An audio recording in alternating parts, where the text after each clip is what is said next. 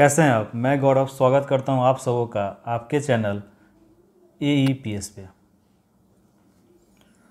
आज के अपने इस टॉपिक में हम लोग पढ़ेंगे F4 के बारे में, जो कि क्या है आपका विद्यालय संस्कृति परिवर्तन और शिक्षक विकास। ठीक, देखिए आप में से जो भी लोग फर्स्ट ईयर से बिलोंग करते हैं, यानी जिनका सेशन 2020-22 है, उनके लिए क्या है कि वो लोग अभी नए नए हैं। हो सकता है कि आपको ये लेक्चर थोड़ा सा लंबा होता है, बोरिंग लगता हो, ऐसा हो सकता है। पर एक बात हमेशा ध्यान में रखिए कि आपका जो ये पूरा कोर्स है बिहार डीलेट का, जिसको आप लोग फेस टू फेस बोलते हैं, इस कोर्स में जब तक आप शब्द को समझिएगा नहीं, तब तक ये आपको और प्रॉब्लम देते जाएगा। और जिस दिन आप मेरे सारे वीडियोस को रेगुलर बेसिस पे देखना शुरू कर दीजिएगा, विश्वास कीजिए कि आपको हर वर्ड समझ में आएगा और एकदम नॉर्मल में समझ में आएगा, क्योंकि मेरा एक ही मकसद है कि हर शब्द को आपके जीवन से जोड़ देना। ठीक, तो हो सकता है थोड़ा सा बोरिंग हो, पर नए नए हैं, थोड़ा थोड़ा करके देखिए, अपने वीकेंड पे देखिए, जैसे आपको सुविधा मिलता है उस प्रकार से लिखिए देखिए।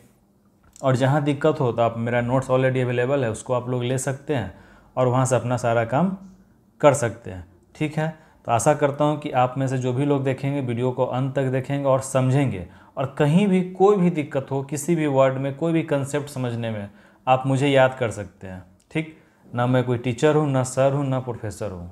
आप बस याद कीजिए, आपके दोस्त की तरह मैं आपका हर कुछ में हेल्प कर दूंगा, सब कुछ क्लियर कर दूंगा। क्लियर है? चलिए, हम लोग का पहला यूनिट पढ़ना है विद्यालय संस्कृति परिवर्तन और शिक्षक विकास। ठीक, अब देखिए इसमें क्या है कि सबसे पहला वर्ड क्या है, आपको विद्यालय संस्कृति और प्रबंधन। इसके अंदर में पहला पॉइंट आपको पढ़ना है विद्यालय संस्कृति के संज्ञानात्मक पहलू, अवधारणा, संरचना एवं घटनों की आलोचनात्मक समझ। देखिए इतना आपको अंदर इन करने की जरूरत नहीं है, सिंपल सा बात है कि विद्यालय संस्कृति और संज्ञानात्मक उसका पहलू क्या क्या है, मतलब कि उसका ऑर्गेनाइजेशन का क्या क्या प्रोसेस है। ठीक, तो सिंपल सी बात है, मान लीजिए कि आपका एक परिवार है।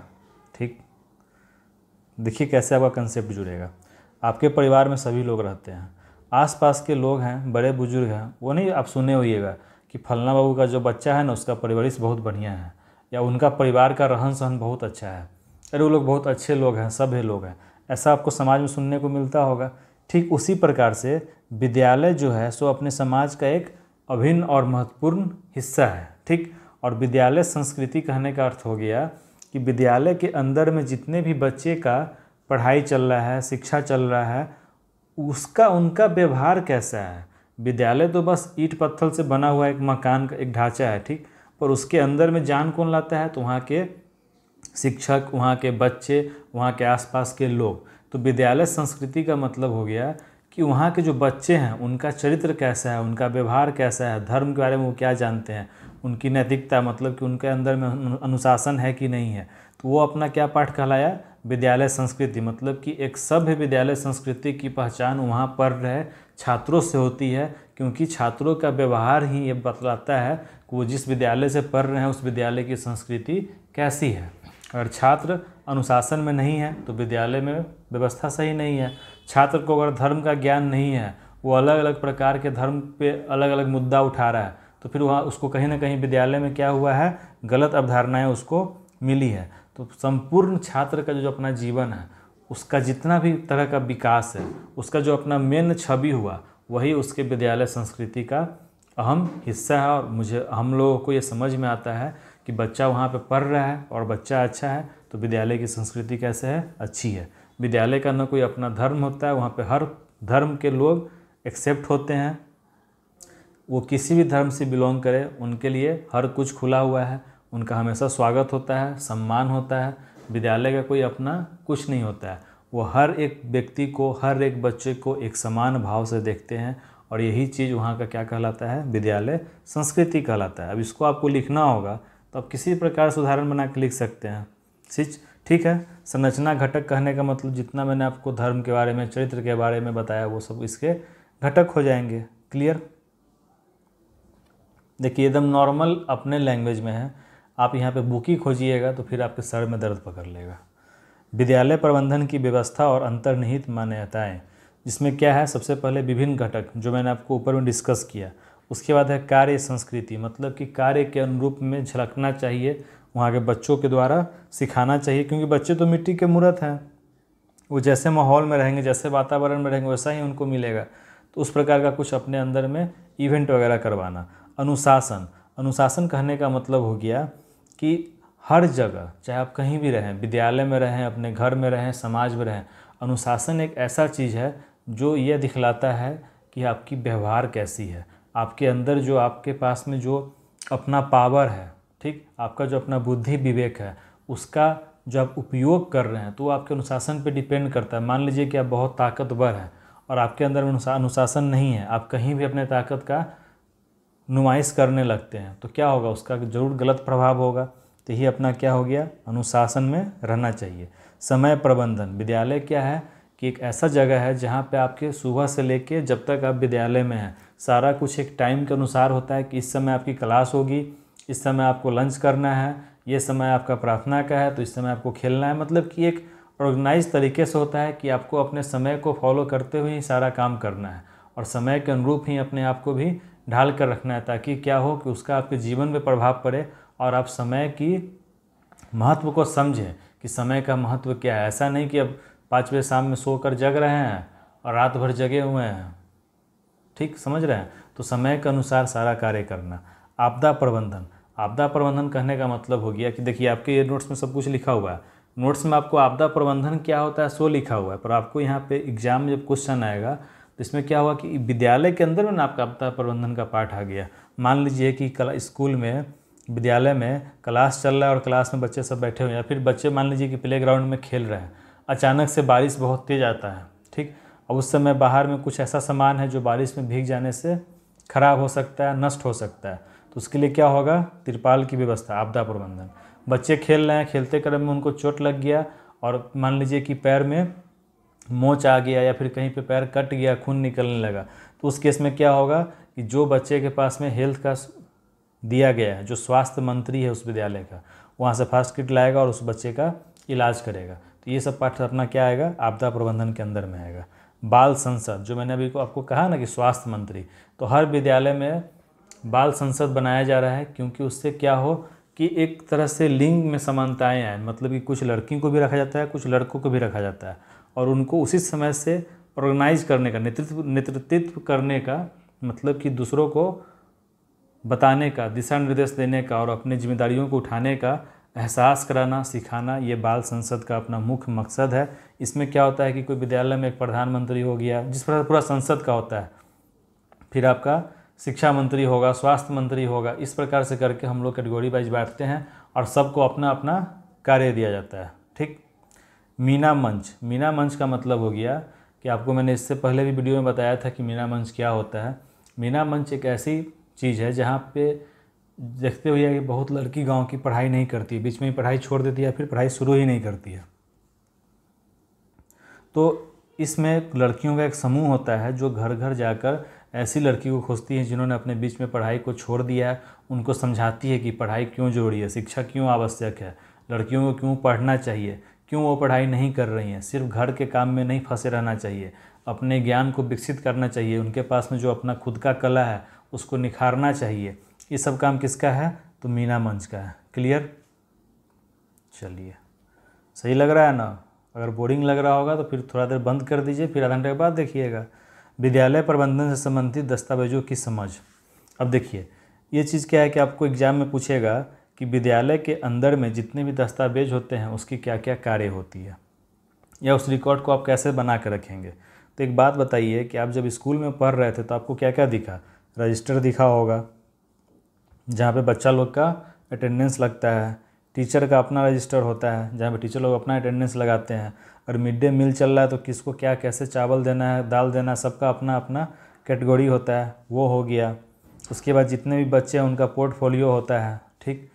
सारे टीचर का अपना एक कॉन्टैक्ट का लिस्ट होता है, और एग्ज़ाम का अपना किस प्रकार से कैसे करना है सो होता है।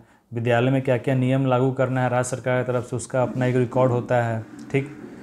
जब से विद्यालय तब से वहाँ पे क्या क्या बदलाव हुआ उस सब का रिकॉर्ड होता है। तो ये सब क्या है, अपना रिकॉर्ड है, और इसको हम लोग इसलिए रखते हैं संकलन करके, मतलब कि उसको अच्छे ढंग से हम लोग इसलिए रखते हैं ताकि हमें पता चले, कोई नया शिक्षक, कोई नया प्रधानाध्यापक है तो उसको ये पता चले कि आज से पहले इस विद्यालय में क्या क्या हुआ और क्या कमी थी, उसको कैसे हम लोग दूर करें। क्लियर है यहाँ तक?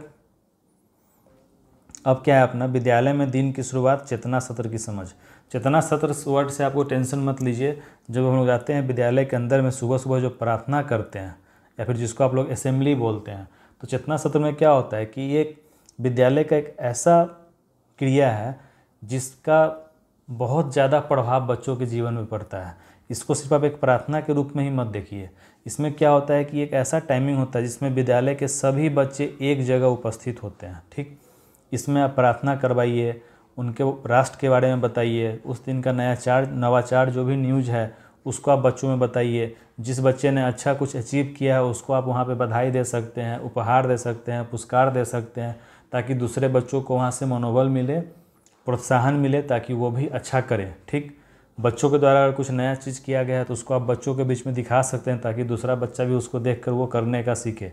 तो चेतना सत्र में बस एक प्रार्थना ही नहीं, हर कुछ जो सारे विद्यालय को पता होना चाहिए कि हाँ ये सब घटना घटा है हमारे विद्यालय में, या फिर कोई नया न्यूज़ है, या फिर कुछ विद्यालय में आपको फंक्शन करवाना है, जितने भी प्रकार का जो नोटिस बोर्ड हुआ ना उस सब का आप यूज कहाँ कर सकते हैं, चेतना सत्र में।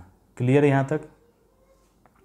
चलिए अब अपना यूनिट 2 है। इसमें क्या है, विद्यालय में परिवर्तन, विद्यालय भवन का सृजनात्मक प्रयोग सीखने सिखाने के माध्यम के रूप में। अब देखिए, विद्यालय भवन सिर्फ ईंट पत्थर सीमेंट को जोड़ देने से विद्यालय का भवन नहीं कहलाता है। यहाँ पे क्या कहा गया है, सीखने सिखाने के माध्यम के रूप में।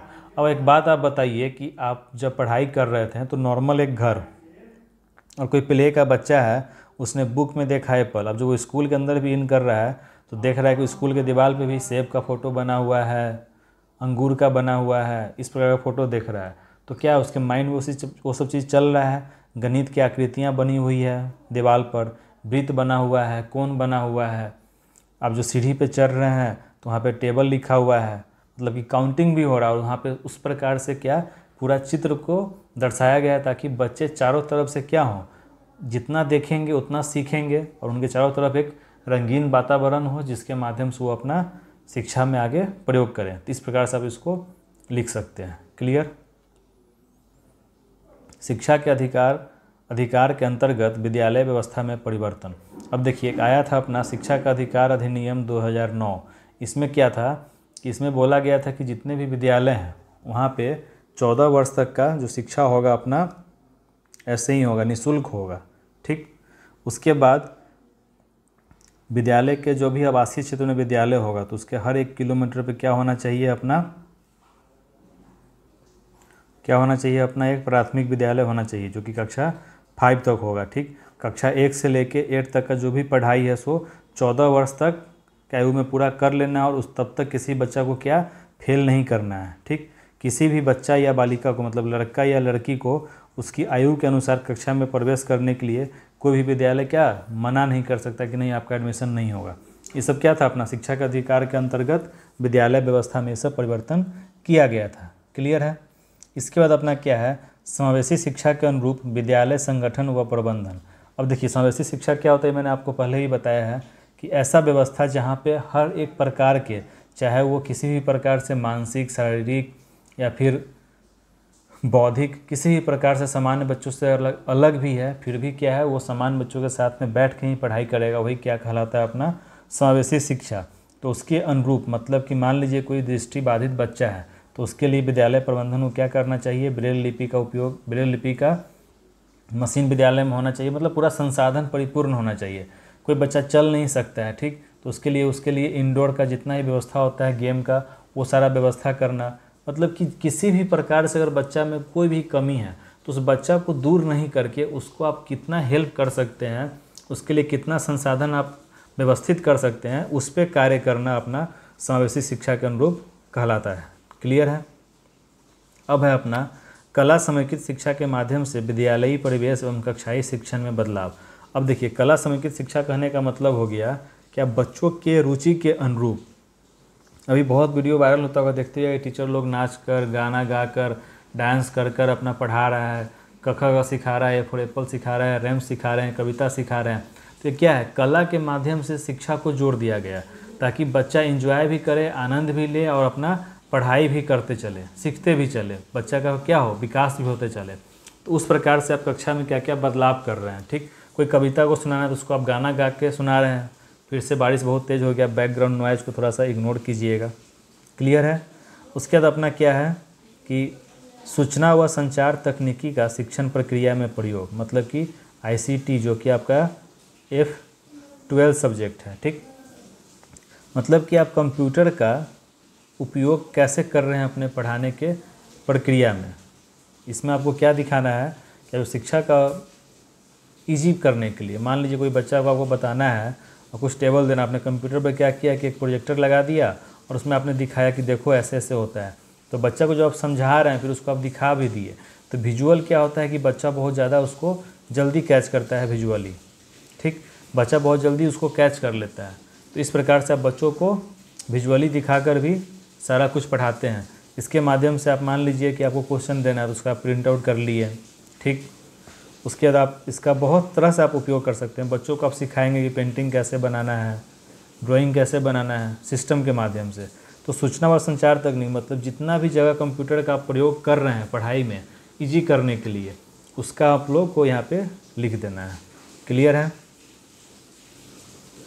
बारिश काफ़ी ज़्यादा तेज़ से हो रहा है और बहुत ज़्यादा बैकग्राउंड नॉइज़ आ रहा है, तो एक काम करते हैं, आज आपका यूनिट 2 तक यहाँ तक हो गया है। ठीक, नेक्स्ट वीडियो में हम लोग इसका जो बाकी बच गया 3 यूनिट उसको हम लोग देख लेंगे और उसको जल्दी से कंप्लीट कर लेंगे। तो आप लोग ध्यान रखिए कि आपका क्या कहला जाएगा, अब पार्ट 1 कहलाएगा, इसका पार्ट 2 बहुत जल्द आपके पास में आ जाएगा। क्लियर है। चलिए, वीडियो सही लगा हो तो लाइक करें, शेयर करें, सब्सक्राइब करें और बेल आइकन पे क्लिक करें ताकि सारी रेगुलर अपडेट आपको मिलती रहे। और जिनको भी नोट्स लेना हो वो सिंपल मुझे 8789666040 पे कॉल कर सकते हैं और समझ सकते हैं। और जिनका व्हाट्सअप नंबर नहीं है तो वो व्हाट्सअप नंबर लिख लें 9525921759। मतलब कि जिनके पास में ये नया व्हाट्सअप नंबर है, बहुत जल्द देखिए तो व्हाट्सअप वालों ने इस नंबर को बैन कर दिया है, अब तक ओपन नहीं किया। तो इस नंबर पे आप मुझे कॉल कर सकते हैं। और अगर आपको व्हाट्सअप करना हो तो वही अपना नंबर हो गया 9525 उसके बाद 92 17 59 9525921759। क्लियर है। चलिए, धन्यवाद।